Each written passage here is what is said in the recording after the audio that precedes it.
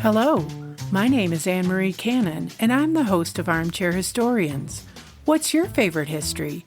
Each episode begins with this one question.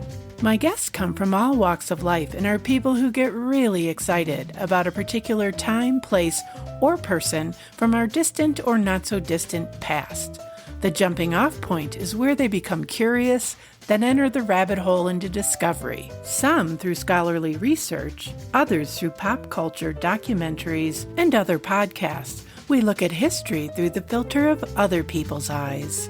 Armchair Historians is a Belgian Rabbit production. Stay up to date with us through Twitter, Facebook, and Instagram. Be sure to like and subscribe. It really does help to spread the word.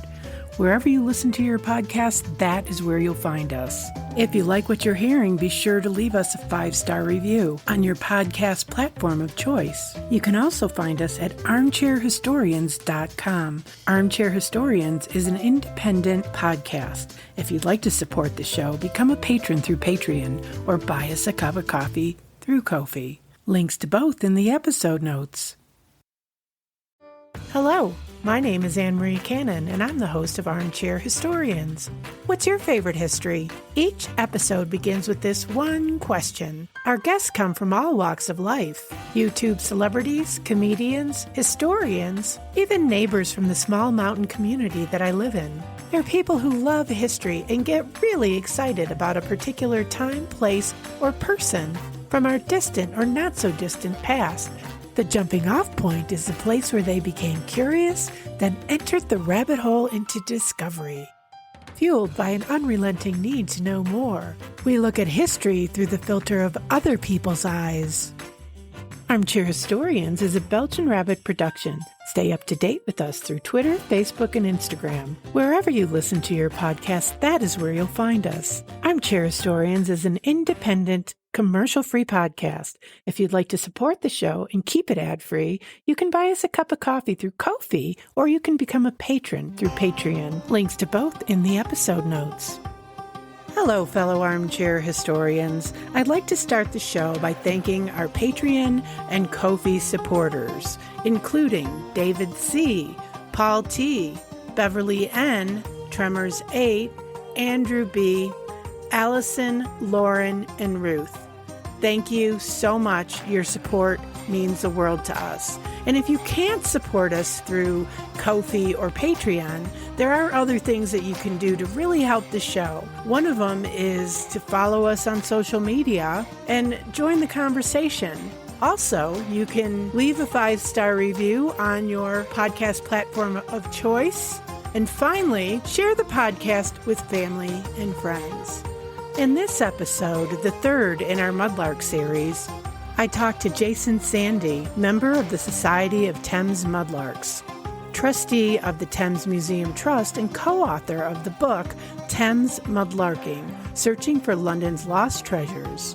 Jason shares his River Thames journey and talks about the river's history and the fellowship he has found within the Mudlark community. Originally from the United States, Jason is an architect and developer who moved to London in 2007. He discovered mudlarking in 2012 and has contributed to many articles and books on mudlarking, as well as lecturing, appearing on national television, and having an active presence on social media. Jason Sandy, welcome to Armchair Historians. Thank you. So excited because I am obsessed with mudlarking and the history behind it. So let's just get right off into the races and talk about what is your favorite history? So you can tell from my accent that I'm not originally from Britain. I was born in the United States, born and raised in North Carolina.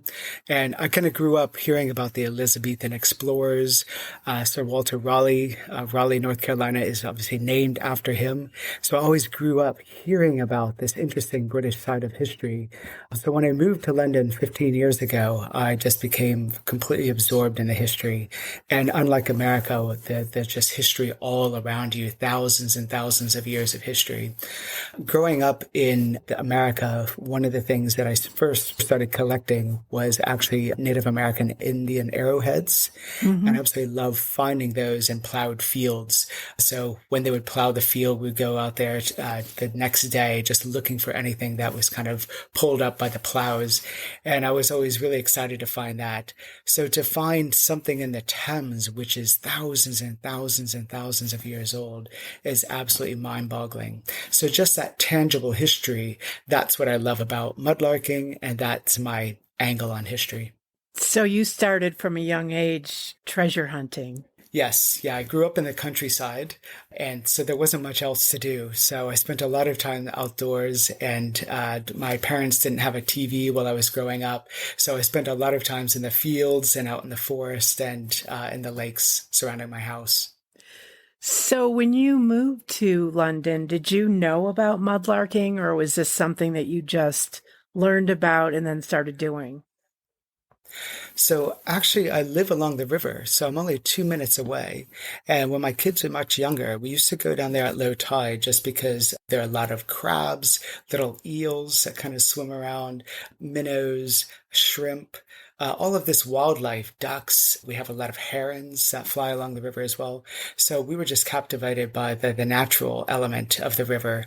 And I had no idea that you could actually find historical artifacts. So my first kind of encounter with mudlarking was I was watching the National Geographic channel, and there was a guy from Chicago that came to London and met some mudlarks and went treasure hunting along the River Thames. And after 1 hour, I was absolutely mind blown at what they were finding along the river at low tide. So that was my first kind of introduction to mudlarking. And literally the next weekend, I was down on the Thames searching for myself. So when I found that first pipe bowl, I was just really beside myself, knowing that that was 300 years old. Yeah. That's the oldest thing I'd ever found before. That was how long ago? So I started mudlarking 10 years ago, April 2012. All right. So then you were hooked. Yeah, they actually call my wife a Thames widow because I'm never at home. I'm always down along the river night and day, even though it's just a hobby. I have a full-time job, but it's an all-consuming hobby. Once the bug is bitten, you're hooked instantly, as I think you found out yourself. Oh, yeah, definitely. Definitely. I love it. Like I said, I was in London for 10 days and I spent 5 of them mudlarking. So next time I just want to go mudlarking because I don't want to go to all those other places and be distracted from it's a bug. It's infectious. And I mean, if you're into it, there's certain people that I think take to it, right? Oh yeah, absolutely. Mm-hmm. Then from there, one of the things I've noticed about the mudlark community in London is that people are really friendly. And it's not like they're competing with each other. It seems like they like to help each other. Some, in different people focus on different artifacts that they're really interested in. So what is your favorite kind of period and artifact to find?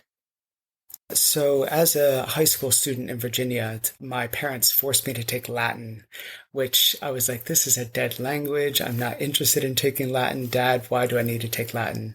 But he had gotten his PhD in classical studies and was all about ancient Greece and ancient Rome.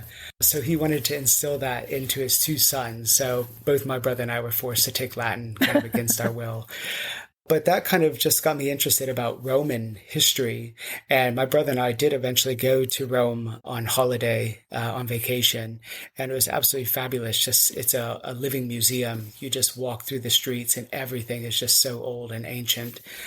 So coming to London, I was always interested in how London began. And it was actually founded by the Romans in AD 43. So 10 years after Christ died is when London was started by the Romans. So that tangible connection with that time period, ancient Rome. So to find something that's from that time period and to hold it in your hand, knowing that the last person to touch that lived 2,000 years ago, that is just mind blowing. So you love the Roman history. Yeah, absolutely. I go to a specific patch of the foreshore, which always has Roman artifacts, and I tend to find something Roman there every time. So, Wow. So what's your favorite find? well, as you can guess, it's a Roman find. It's actually a hairpin. So women, a lot of times, even in Japan, wear their hair up in buns and put a long pin through it to secure the bun in place. And back in the Flavian period, around 60 AD, it was very fashionable to wear your hair in high false curls. And then you would have a large braided, almost like bun at the back. And we would secure that with multiple pins. And the pin that I found has a beautiful figurine carved into it. It's made of bone, and it Oh, shows a woman. And maybe we can put this on your website so I that would love listeners that. can Yeah. actually see that. Yeah. But that's one of my favorite artifacts. And it was actually, I donated it to the Museum of London, and it's now on permanent display within the museum.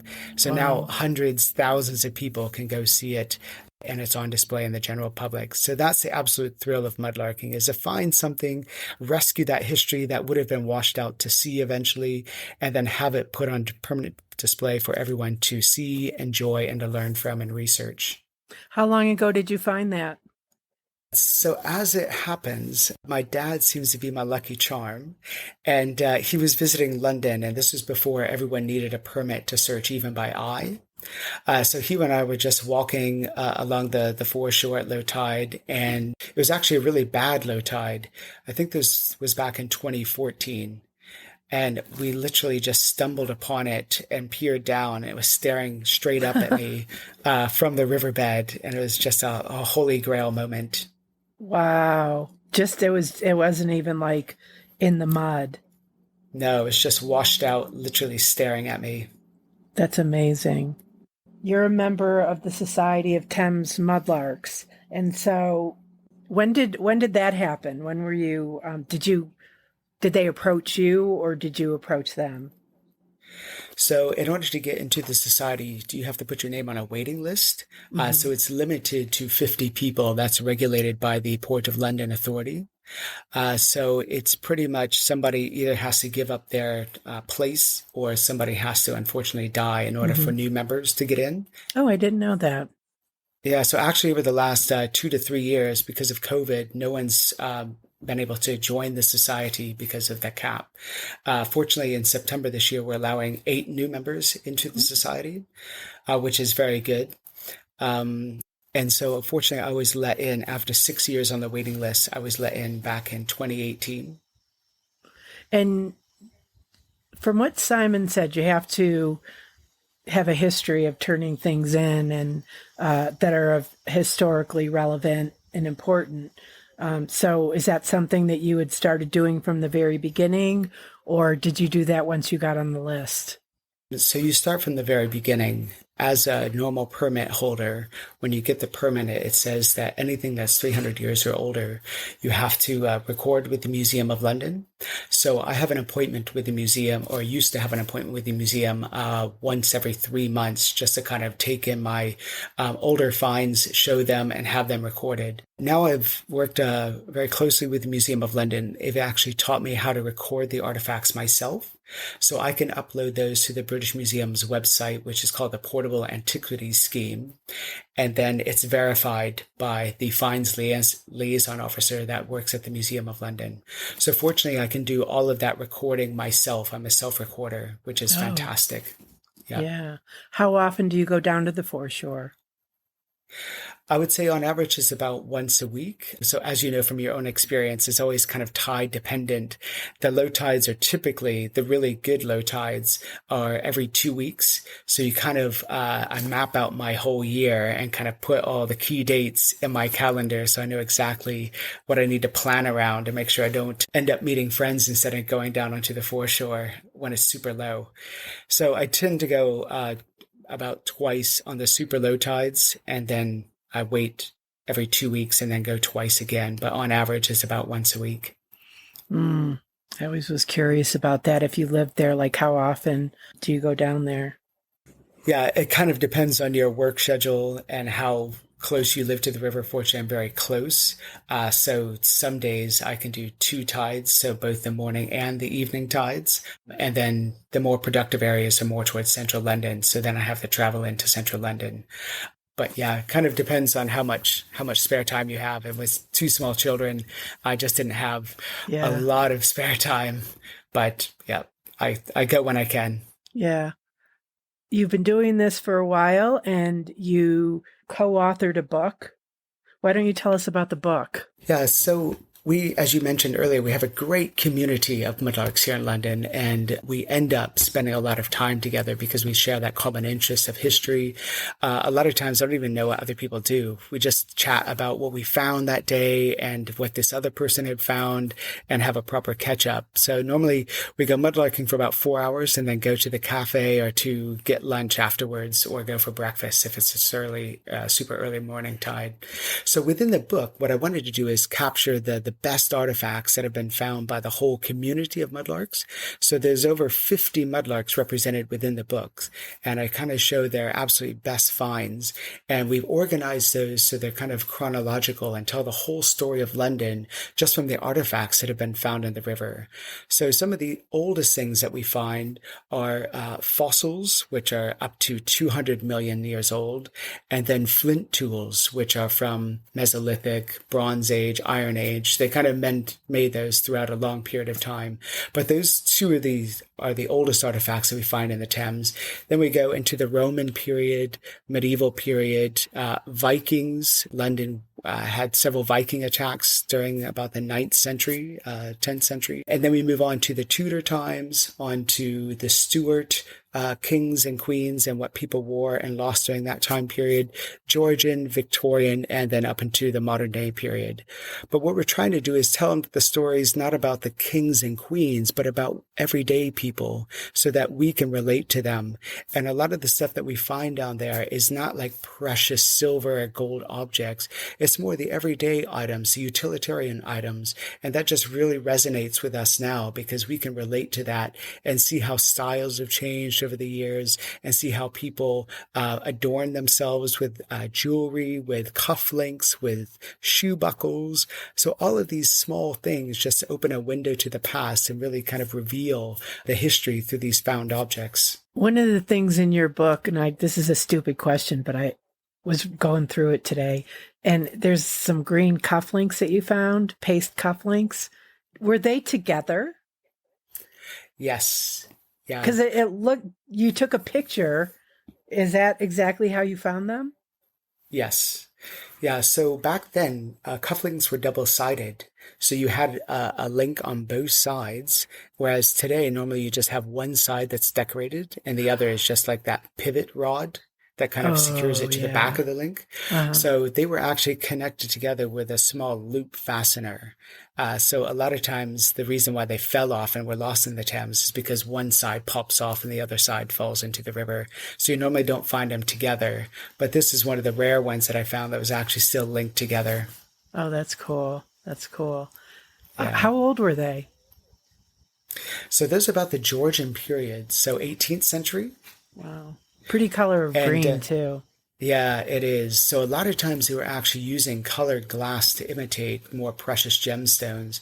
So it would have been worn by everyday people. So not kings or queens, but people like you and I. And what they would do is they would actually put a silver foil behind the glass and they would kind of chamfer the glass, cut the glass to really make it look like a precious gemstone.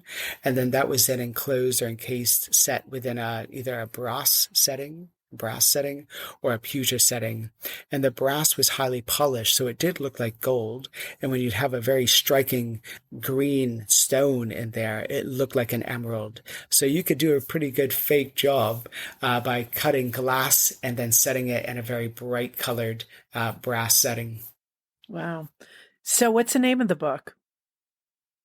It's called Thames Mudlarking, Searching for London's Lost Treasures, and it's available at all good bookshops, both online and in stores. And it costs less than $10, I think, in the States, depending on where you shop. It's a lovely book. It's a great book. I'm holding it up right now. You can't see me, listeners, but it's beautiful. I love the paper. I love the photos. I love the way that it's organized. Yeah. Great, And so thank you. your co-author is Nick Nick Stevens. Stevens. So is he like a friend of yours that you met mudlarking and you're like, we should write a book about this? Yes, absolutely. Yeah. And because we have a lot of friends, we really wanted to kind of, as I mentioned before, bring the community together. And he's found some absolutely stunning artifacts. And one of the big ones, which I think you might have seen, is a little bit shocking, but he found the complete skeleton of a 12-year-old girl from the mid 18th century. So that's one of Nick's best finds. What year did he find that? I think it was 2009, but don't quote me on that. So he immediately called the police. He did, yes. And because the tide was actually coming in, the skull was submerged by the time the police actually arrived. And he actually had to put a stake kind of beside the body and then go back and retrieve it underwater. So he literally said it was like pulling a bowling ball out of the mud. He had to put his fingers in the eye sockets and just lift it up slowly. But he didn't want to move it because it was a potential crime scene, right? Or something. Exactly. Yeah. And the police came, but they didn't have the rubber boots on. And because the tide had already come in slightly, Nick had to go wading out and literally just kind of search underwater where he put the stake and then pull the skull out. And then a team of archaeologists went out to excavate the whole skeleton a few weeks later. And they determined it was a girl, 12 years-ish. Yes, so it was taken away by the Thames Discovery Program. They're the company or the program that excavated it, and they're trained archaeologists. And they did some radiocarbon dating in order to establish the age, and they fully inspected the whole skeleton.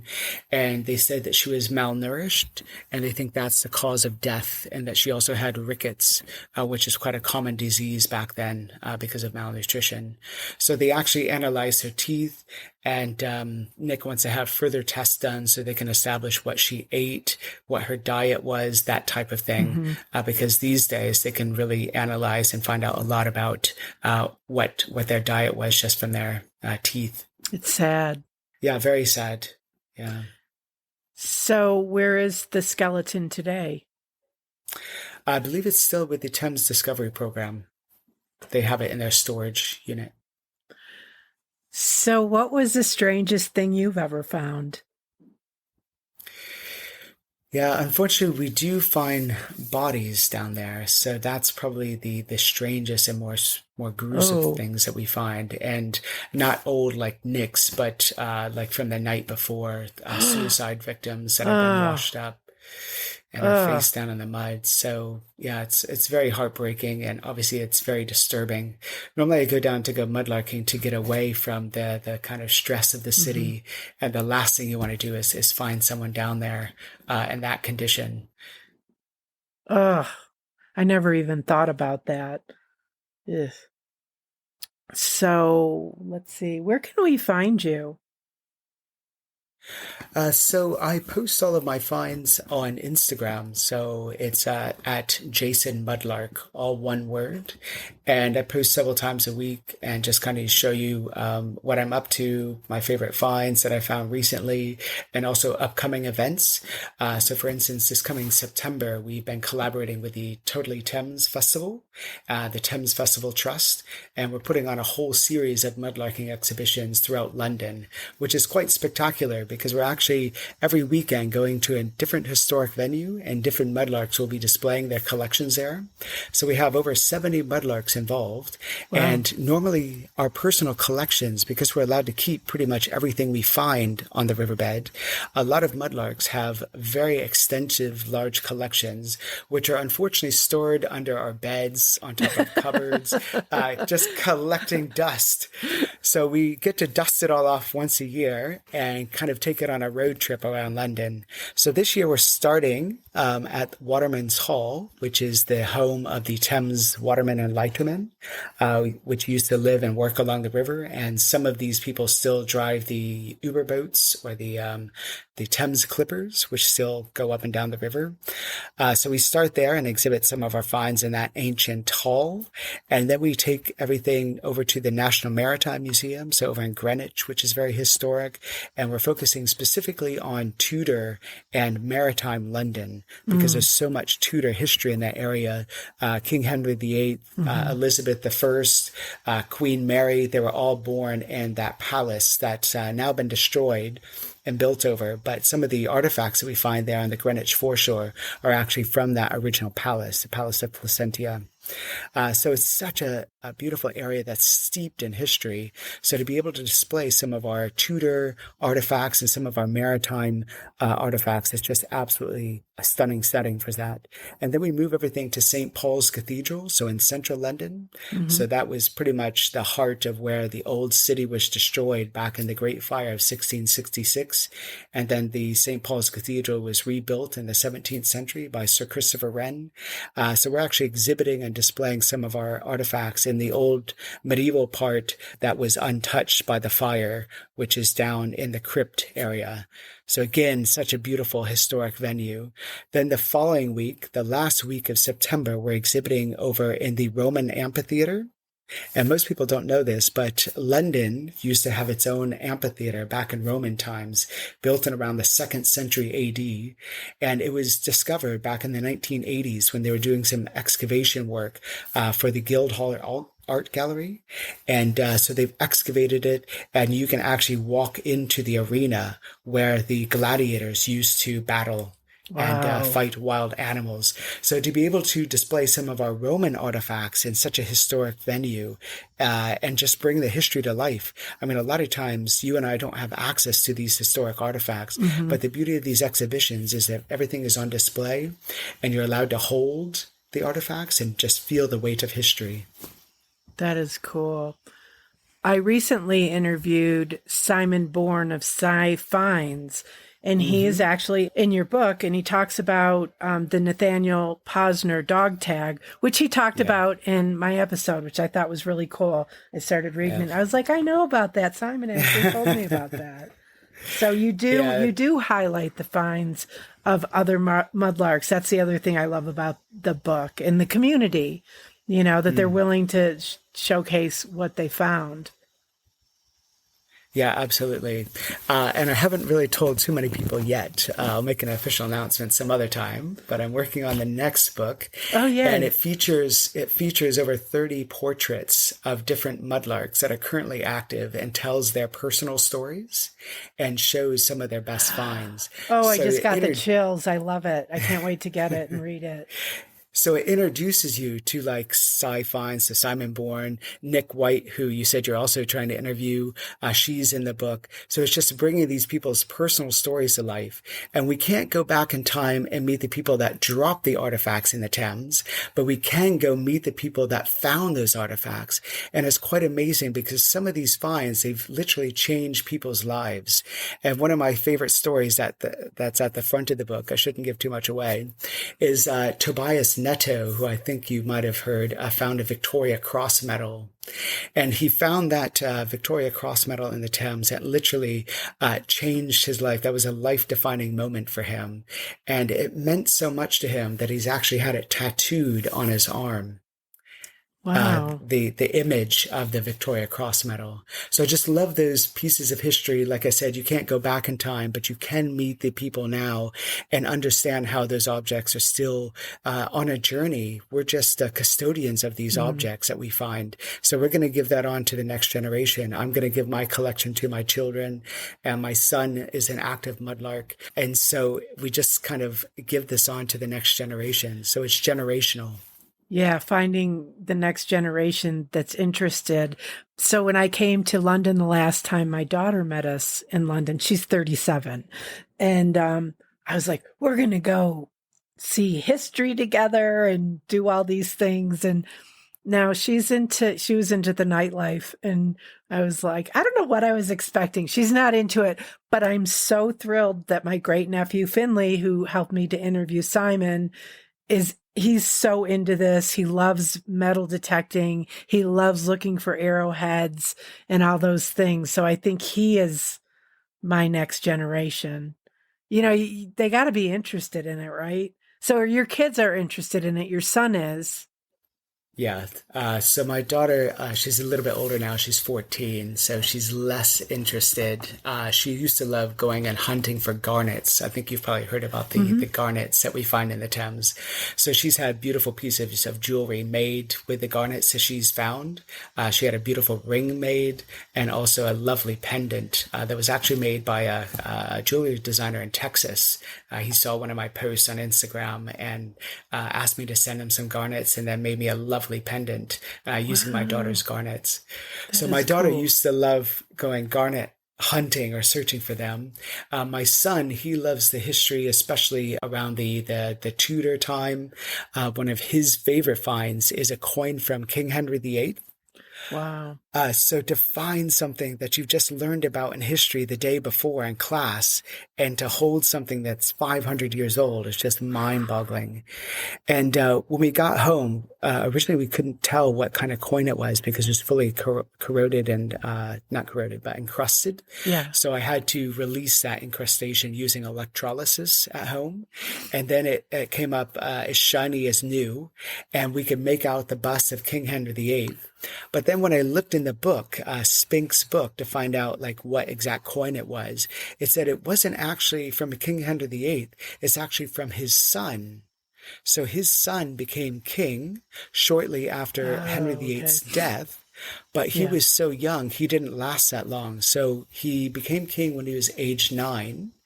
And because he was such a young king, nobody trusted the money with his face on it. So in order to get away around that and just kind of get some respect, he used his father's face on the coin, even though it was his coinage. So it says Edward on it, but it's actually got his father's face on it. Oh, that's interesting.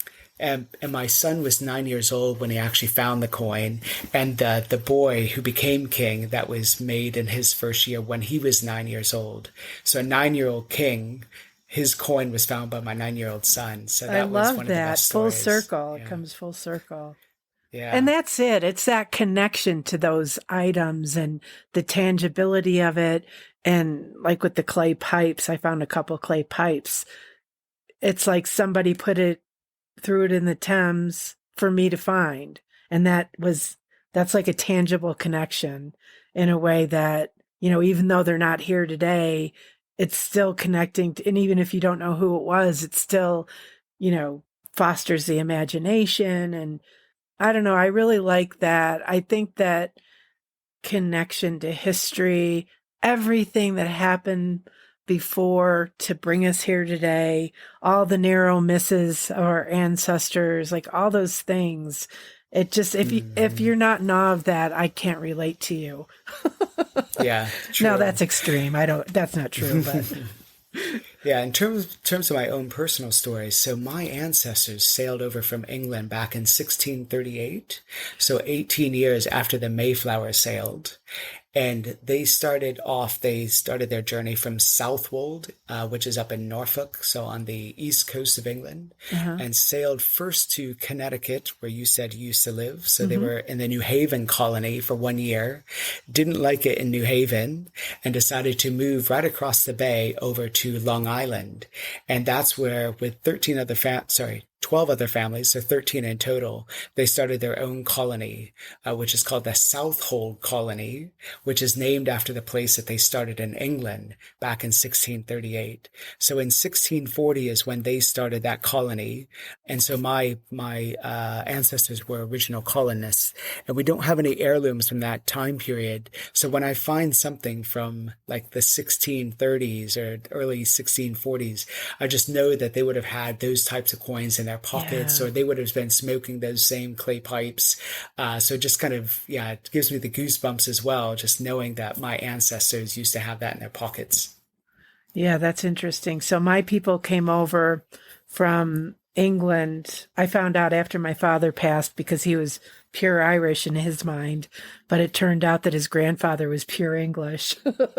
And that's really when I became fascinated with England, because I was doing that genealogical research. And so there was a part of my family, not direct ancestors, that broke off, and they went over to the same area, Connecticut, New Haven. The last name was Budd. And I've connected our trees. But then my people came over actually to Canada from Hampshire. They were basically in Hampshire, and there was a thing called the Petworth Scheme. I don't know if you've ever heard of it, but basically it was for all the agricultural workers that were rebellious and out of work because technology was changing. So those were my people. And what happened is they basically supported people to go over to Canada. They gave them some land, and they cleared away the land, and they were able to start off new there. And so most of my family came over in the 1800s to Canada and then moved down into the United States. But when and I say all this because when I went there in 2013 and lived in London, I did a lot of traveling to the areas that I had traced my family to. And, maybe it's just my imagination, but I really connected to some of the areas in Hampshire, like me and Stoke was a little town. I don't know if you've ever heard of it, close to Winchester. But there was just this feeling of connection that I have never had anywhere else. And I really just, and that really kind of fostered my love of the UK. And there's so many more areas I'd love to go to there. But the countryside, everything about it just really spoke to me. And so that kind of has fed my desire to find artifacts in the Thames like you and imagine, oh, this is what my ancestors were up to. This is what they were doing. This is what they were wearing and that type of thing. So, but I do digress. No, that's what I think. It just makes it so relevant to us. And I'm the first generation to actually move back to the UK. Uh-huh. So after almost 400 years, I'm the first one to move back now from my family side, from my mother's side. So that was quite exciting. For over 200 years, they never left the island.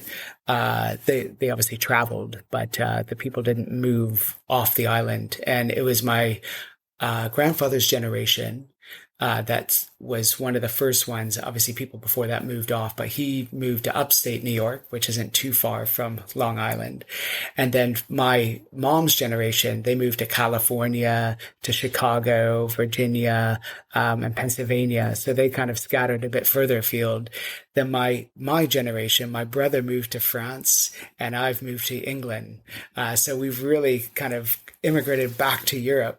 That's great. In just 3 generations. So how was the move? Like, was there culture shock, or did you just easily kind of step into living in England? So I originally was living in Germany before I moved to England, and that was much more of a culture shock, obviously just because of the language. In Britain, it felt like I was coming home. After having lived in Germany for 8 years, Britain felt like, oh, this is very much like America, similar language. I'm still learning the correct words at different times, like pants here, it means your underwear, whereas I guess I didn't know that. They say trousers. So I used to say, I got my pants dirty, which means I soiled my underwear, which I was always a little bit embarrassed when I found out that, oops, I should say trousers and not pants. So. Well, it takes a lot of courage to do that, to kind of root yourself and go to another country. My fantasy would be to live in London for 3 months out of the year and travel out from there, but I haven't figured that one out yet. So where do we see this history in pop culture? Yeah, in terms of pop culture, though, I think that because of social media, really people like yourselves, people abroad are really hearing about this, a unique phenomenon that's happening in London. So mudlarking doesn't occur in many cities just because you don't have the right conditions. So London is unusual because the tide fluctuates about 7 to 10 meters twice a day, which is the height of a 2-story building. So if you go to Paris, the Seine, the River Seine, doesn't go up and down at all unless there's like a drought. In Berlin, The River Spree doesn't go up and down at all. It's not a tidal river. So all of those treasures that have been lost along the river in both Paris and Berlin are not able to be found. I used to live in New York City along the Hudson River, and that also just fluctuates not that much in terms of the height of the water. It doesn't really reveal the riverbed at low tide. It still is relatively constant. It does go up and down and fluctuate, but it doesn't really expose a lot of the riverbed. So mudlarking, as far as I'm aware, is not such a big phenomenon in New York City because you don't have the conditions for finding artifacts on the exposed riverbed of the East River or of the Hudson. Whereas in London, because the riverbed at low tide becomes the longest and largest archaeological site, that's why we're able to go searching and hunting. And in terms of pop culture, it's really only because of social media that people abroad have found out about mudlarking. Has become much more popular. And like yourself, you say you're coming to London specifically to go mudlarking. That is just a recent phenomenon that's only started in the last 10, 15 years. I wonder if they're going to have to start even regulating that. Yeah, it has grown exponentially. I got all the statistics from the Port of London Authority just this year, and the number of permits has gone up over double within the last 4 years. So I think just because of social media, a lot of people these days are known kind of internationally. The mudlarks are similar to myself, and that's why there's kind of a general interest from around the world. And it's very rare, as I was mentioning earlier, that you can find historical artifacts and be able to keep them. It really is a British phenomenon. If you were living in Turkey and you found an ancient artifact, you could be arrested if you would take that home and not report it. So we're very lucky here in Britain to be able to, after we report things, to be able to keep them. So like I mentioned, many mudlarks have thousands of artifacts within their collections. So that's why I think it's become a pop phenomenon at the moment. It's just because a lot of people worldwide would love to have that opportunity in their own backyard, similar to what we have here in London. Yeah, that's true. So I'm always trying to figure out places to go metal detecting. And I live in a National Historic Landmark District in Colorado. And so I do I guess it's mudlarking because I find all kinds of stuff in the mud around here that are from the mining period, the 1800s. Yeah, so I'm always looking for a place to go and find treasure and history and that type of thing, but there aren't as many options, like you say, as what the Thames affords. Mm-hmm. So what's the most valuable thing you've ever found? So I actually don't really know because I never have anything valued. Sometimes I do check online if I know it's something that's either very rare or potentially historically important. But I've never had anything properly valued, so I'm not sure exactly what the value of individual items are. But one of the most unusual coins that I've ever found, which I know is worth a few thousand, is a coin that was made in the 17th century. It's made out of pewter. And it was only in circulation for 2 weeks. And because it was only in circulation for such a short period of time, it's worth a lot of money because they didn't produce that many of them. And most of them were melted down and made into other coins or other objects because the metal was quite precious back then. Pewter was not something that, every man had. So what made you write the book? So the reason why I wrote the book is just to really tell the whole story of London through the artifacts that we found in the river. So other books have been written before, but it's about people's personal collections. And this book was the first time that someone has written about the wider community's collection. So not focused on my own personal finds or Nick's personal finds. It was kind of like a group effort to bring the book together. So that was the main reason, is a lot of the fantastic artifacts that have been found aren't really known to the general public. We know them as mudlarks because we've studied and done a lot of research, but it hadn't been pulled together as kind of as a one source. The Museum of London has done a fantastic job with researching a lot of the different artifacts or collections. So for instance, they acquired a collection of pewter toys toys from medieval times to post-medieval times. Those were all donated or acquired from a mudlark called Tony Pilson, who's unfortunately passed away. But they came out with a great volume, a catalog, just with all of the different types of toys that have been found in the Thames. So they do things like pilgrim badges they focus on, pewter toys, as I just mentioned, and other like dress accessories, but it doesn't cover everything. So from the Roman times all the way to modern day times. So that's what we're trying to establish in the book, is just to kind of bring everything together and also keep it concise and short and inexpensive. So everyone can buy it. It's not going to break your bank to buy this book. It's less than £10. Is there anything that I didn't ask you that you wanted to share with my audience? The one thing that I would love to share is we're not only doing the exhibitions every September, but our end game is to open our own museum. A lot of the artifacts that are on display in museums today, again, they kind of show the silver, the gold, the very precious things that people owned. And it wasn't just normal people. It was always like the wealthy aristocrats, the royals, the monarchs, the richest people of society. But it's very uncommon to see just the ordinary objects like a button, a humble button, and how that can tell the story about one person who lived in London 200 years ago. So what we want to do is bring all the ordinary objects in, like the bone toothbrushes that were used in Victorian times, or the Tudor combs that were used to comb out the nits. So everyday personal objects, not the kind of gold and silver rings. I'm sure we'll have some of those as well. But we just want to tell the story of ordinary people throughout the 2,000 years of history along the River Thames. So the story of London, again, through the artifacts that we found. And the book was just the start of that. So the book is kind of a printed form of what we'd love to do in the museum itself. Is there like something in the works for the museum, or is it just like a vision right now? So I'm an architect myself, and I've been working on the project for several years. We've been to the Houses of Parliament.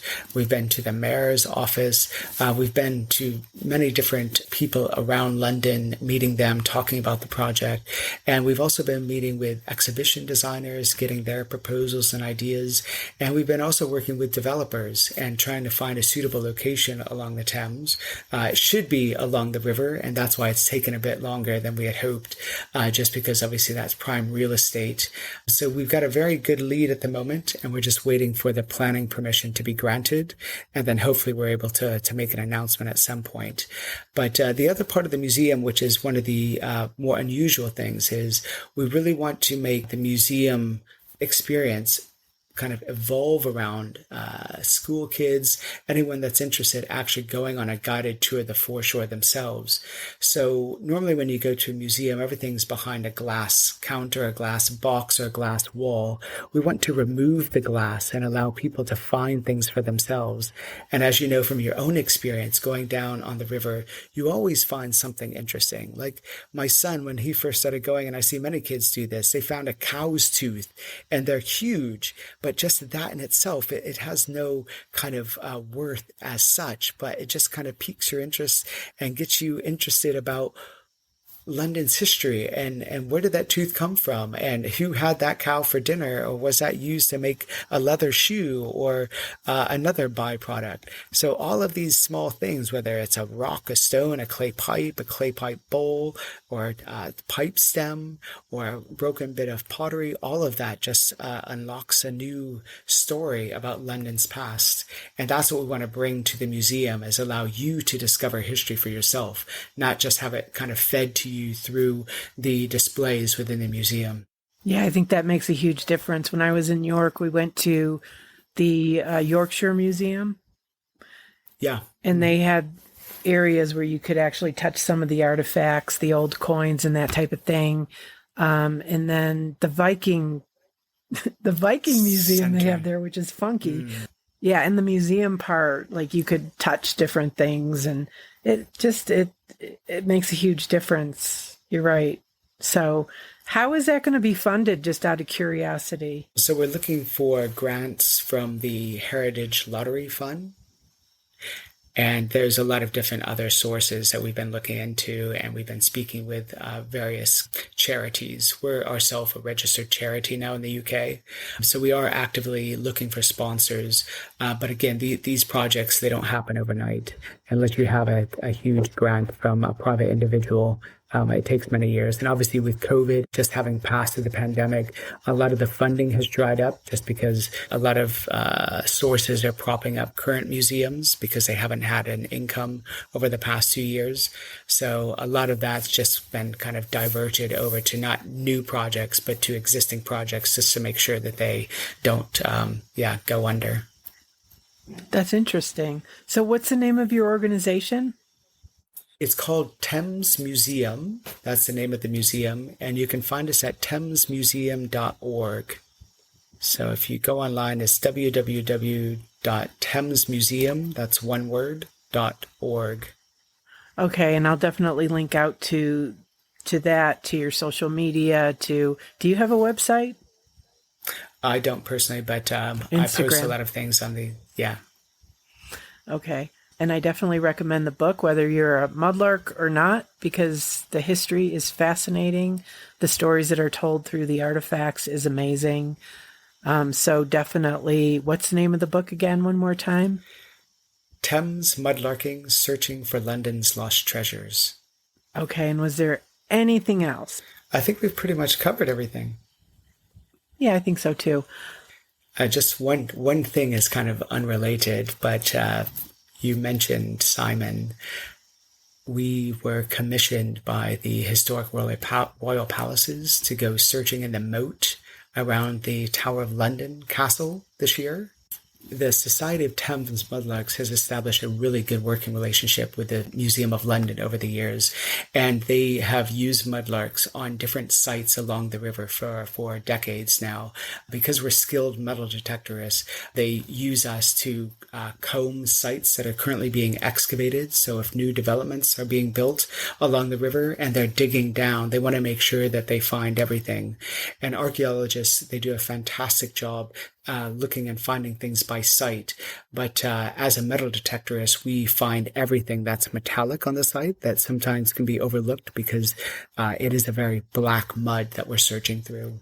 So late last year, we were invited by the Historic Royal Palaces to metal detect within the moat of the Tower of London Castle, which is right along the river in central London. It's one of the most historic sites in London and is a UNESCO World Heritage Site.